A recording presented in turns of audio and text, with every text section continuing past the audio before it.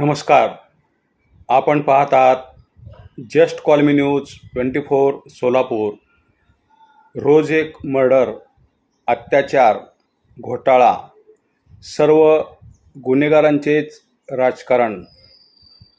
सासूला अवघड जागी दुखणं आणि जावई डॉक्टर अशी अवस्था मुख्यमंत्र्यांची. साहेब गुमसुम क्यों हो, पूछता है पब्लिक. महाविकास आघाडी सरकारच्या काळामध्ये पण घोटाळे झालेत, अनेक गुन्हे झालेत, परंतु त्याच्यापेक्षा जास्त प्रमाण ह्या सरकारमध्ये झालेलं असं दिसून येत आहे. कारण का तर पार्थ पवारांनी 1300 कोटीची जमीन 300 कोटीला घेतली, म्हणजे तिथं मोठा घोटाळा झाला. त्यानंतर अशोक खरात प्रकरण उघडकीस आलं. त्यानंतर विद्येचं माहेर असलेल्या पुण्यामध्ये काही दिवसापूर्वीच वांदेकर ह्याच्यामध्ये खून झाला एका तरुणाचा. असे अनेक रोजच्या रोज गुन्हे होत आहेत. कुठे ना कुठेतरी रोज एक गुन्हा होताना दिसत आहे. आणि महत्त्वाची गोष्ट म्हणजे नसरापूरचं प्रकरण झालं. कांबळे नामक पुरुषाने 4 वर्षाच्या मुलीवर चिमुरडीवर अत्याचार केला. नंतर त्याला कारवाई झाली, पकडण्यात आलं. पण पुढं काय? त्याचबरोबर अधिवेशनामध्ये सोलापूरचे आमदार सुभाषबापू देशमुख यांनी कधी नव्हे ते त्यांना छमछमच्या आवाजाने जाग आली आणि त्यांनी तो प्रश्न विधानसभेमध्ये मांडला होता की डान्स ऑर्केस्ट्रा बार खूप वाढलेले आहेत, त्यांचं प्रमाण वाढलेलं आहे आणि हे सगळं गुन्हेगारांचेच आहेत, सगळे राजकारणी लोकांचेच आहेत ऑर्केस्ट्रा, डान्स बार वगैरे. त्याबद्दल आवाज उठवला होता, परंतु त्याच्यावरसुद्धा कारवाई झालेली दिसत नाही. त्यानंतर विजयकुमार देशमुख यांनी सुद्धा असाच प्रश्न मांडला होता, त्यावरसुद्धा कुठेही कारवाई होताना दिसले नाही. त्याचबरोबर सोलापूरचे आयुक्त एम राजकुमार हप्ते वसुलीखोरमध्ये 1 नंबर आहेत अशी सर्वत्र चर्चा आहे. आणि खालपासून वरपर्यंत रोज हप्ते दिले जातात, घेतले जातात. त्याचे काही व्हिडिओ पण प्रसिद्ध झाले होते, तरीसुद्धा कुठलीही कारवाई नाही आहे. म्हणजे सगळ्यात महत्त्वाची गोष्ट म्हणजे असे रोजचे रोज गुन्हे होतात. महानगरपालिकेची जेव्हा निवडणुका सोलापुरात लागल्या तेव्हा प्रभाग क्रमांक 2मध्ये एका तरुणाची हत्या करण्यात आली. आणि जी महिला जी आहे निवडून आलेली महिला आत बसून जेलमध्ये बसून ती निवडून आली. म्हणजे सगळ्यात सांगायची गोष्ट म्हणजे गुन्हेगार कुठल्या थरापर्यंत जाऊ शकतो ह्याचं ताजं उदाहरण तुम्हाला पाहायला मिळेल. अशी अवस्था बिकट झाली. म्हणजे राज्याचं वातावरण सगळं खळबळून निघालेलं आहे, खळबळ माजली सगळ्या राज्यामध्ये. त्याचबरोबर ह्या गुन्हेगार लोकांना घेतल्यामुळं सत्तेसाठी आणि खुर्चीसाठी काही घ्यायची गरज नव्हती. अशा गुन्हेगार लोकांना घेतल्यामुळं सर्वत्र खळबळ माजत आहे आणि कुठेतरी डाग लागताना दिसत आहे. जेव्हा अशा घटना घडतात, विरोधक आंदोलन वगैरे करतात, थोड्या दिवसांना प्रकरण शांत होतं. फक्त कोर्टामध्ये तारखा मिळतात, कोर्टामध्ये न्याय अजिबात मिळत नाही. आतापर्यंत कितीतरी महिलांवर अन्याय झाला, अत्याचार झाला, काही झालं नाही. आणि बरेचसे राजकारणी आहेत, हे राजकारणी गुन्हेगार आहेत, ह्यांच्यावरसुद्धा गुन्हे दाखल आहेत. खरं तर ह्यांच्यावर कठोर कारवाई व्हायला पाहिजे, तात्काळ त्यांचं निलंबन व्हायला पाहिजे, परंतु त्यांच्यावर कुठलीही कारवाई होताना दिसत नाही. अशा खरात प्रकरण जे आहे बोधबाबा प्रकरण, हे प्रकरण खूप गाजलं. मुख्यमंत्र्यांनासुद्धा प्रश्न विचारण्यात आला होता.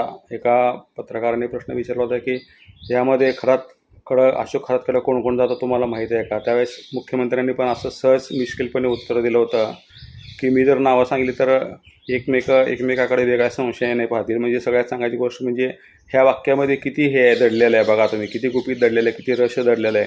म्हणजे असे प्रत्येक गावामध्ये भूतबाबा आहेत, ह्या भूतबाबांवर अंकुश ठेवणं गरजेचं आहे. त्याचबरोबर 2 दिवसापूर्वीची बातमी, सोलापुरामध्ये एका मौलवीने 10 वर्षाच्या मुलीवर अत्याचार केला, ही घटना घडली. म्हणजे अशा जेव्हा घटना घडतात त्यांना कायद्याचा धाक पण राहिलेला नाही, दरारा पण राहिलेला नाही.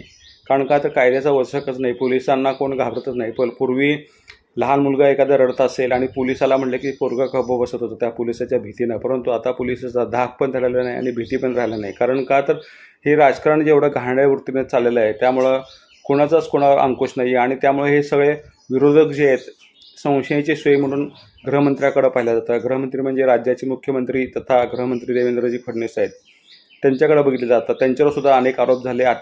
इतका आरोप खालच्या लेवलपर्यंत गेला की त्यांच्या घरच्यावरसुद्धा आरोप झाले, त्यांच्यावर वैयक्तिक आरोप झाले. परंतु तो शांत बसणे, परंतु शांत बसण्यालासुद्धा कुठंतरी मर्यादा असते. त्यामुळे त्यांची अवस्था फार बिकट झालेली आहे. कारण गुन्हे घडतात, विरोधकांना काय तोंड द्यावं, कारण का तर ह्यांचेच लोक असतात. परवा मोदीजी, आमचे पंतप्रधान मोदीजी इटलीला गेले आणि तिथल्या त्यांनी जे पंतप्रधान होते त्यांना चॉकलेट. फडणवीस साहेब सतत 5 वर्ष मुख्यमंत्रीपद पूर्ण करणारे तुम्ही दुसरे मुख्यमंत्री आहात. कारण का तर आता वेळ शांत बसण्याची नाही आहे, कठोर पावलं उचलण्याची वेळ आहे. कारण का तर सरकार तुमचंच आहे. गुन्हेगार लोक पण सरकारमध्ये जे आहेत इतर पक्षातून आलेले ते गुन्हे करतात. त्यामुळं तुमची अवस्था अशी झाली की काय बोलावं काय बोलू नये अशी तुमची अवस्था झालेली आहे. म्हणजे म्हणतात ना, सासूला अवघड जागी दुखणं आणि जावई डॉक्टर. त्यामुळं काय बोलावं अशी अवस्था तुमची झाली. त्यामुळं कुठंतरी ठोस पाऊल उचललं पाहिजे, कुठंतरी कठोर निर्णय घेतला पाहिजे. कठोर निर्णय घ्या, बस झाला आता. कारण का तर आज जनता तुमच्याकडं खूप मोठ्या अपेक्षेने पाहते आहे. आजपर्यंत तुमचं काम खूप चांगलं आहे आणि ह्या बाकीच्या लोकांमुळं तुमची बदनामी होते. कारण कसं असतं की आंब्याच्या पेटीमध्ये एक जर आंबा खराब निघाला तर बाकीच्या आंब्यालासुद्धा लोक नावं ठेवतात. त्यामुळं बाकीचे काही 1-2-4 लोक आहेत इतर पक्षातून आलेले किंवा गुन्हेगार, किंवा तुमच्या पक्षामध्ये पण काही गुन्हेगार आहेत, त्यांना पण तिकीटं तुम्ही दिलेली आहेत, निवडून पण आलेले आहेत. परंतु सत्तेसाठी आणि खुर्चीसाठी हे असं एवढं चाललं, त्यामुळे तुमचं नाव बदनाम होतं आहे. त्यामुळे आता कुठंतरी ठोस पावलं उचला आणि ह्या गुन्हेगारांवर वचक बसवा आणि ह्यांच्यावर तात्काळ कारवाई करा आणि तुम्ही महाराष्ट्राला न्याय द्या. तुम्ही जर महाराष्ट्राला न्याय दिले तर जनता तुम्हाला अजूनही डोक्यावर घेऊन नाचेल. आता तर तुमचं नाव आहेच, तुम्ही सगळ्यांच्या गळ्यातले ताईच होताल, यात वादच नाही. साहेब आता बाद झाले, कठोर पावले उचला, गुन्हेगारांवर कठोर कारवाई करा, मग तो कोणत्याही पक्षाचा असेना. आणि महत्त्वाची गोष्ट म्हणजे सत्ता गेली तरीसुद्धा चालेल. कारण का तर जिंकणाऱ्यांचा इतिहास तर नेहमीच होतो, पण हारणाऱ्यांचासुद्धा इतिहास व्हायला पाहिजे. तुम्ही जर कठोर पावले उचललीत आणि धडाधड कारवाई केली, जसं तुकाराम मुंडे साहेबांचं नाव आहे, तुकाराम मुंडे साहेब धडाकेबाज कारवाईमध्ये आहे, तसं तुमचं तर नाव व्हायचं आहे, तुमचं पण काम आहे. परंतु तुम्ही आता शांत बसू नका. कोणत्या का पक्षाचा असेना गुन्हेगार, त्याच्यावर कठोर पावले उचला आणि कारवाई करा. तसं केलं तर जनता तुम्हाला नक्कीच डोक्यावर घेऊन नाचेल. आणि सगळ्यात महत्त्वाची गोष्ट म्हणजे तुमचं सगळीकडे तर नाव आहेच, ह्यापुढे चांगलं नाव होईल आणि नक्कीच भविष्यामध्ये तुम्ही पंतप्रधान होताल, हे तुम्हाला मी सांगतो. कारण का तर तुम्ही श्रीपाद श्रीवल्लभांच्या मनातील लाडके मुख्यमंत्री आहात.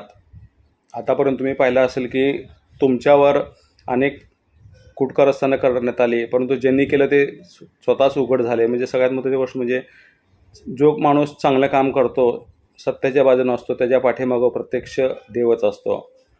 म्हणून म्हणतो साहेब आता बस झाले, शांत बसू नका, कठोर पावले उचला. धन्यवाद.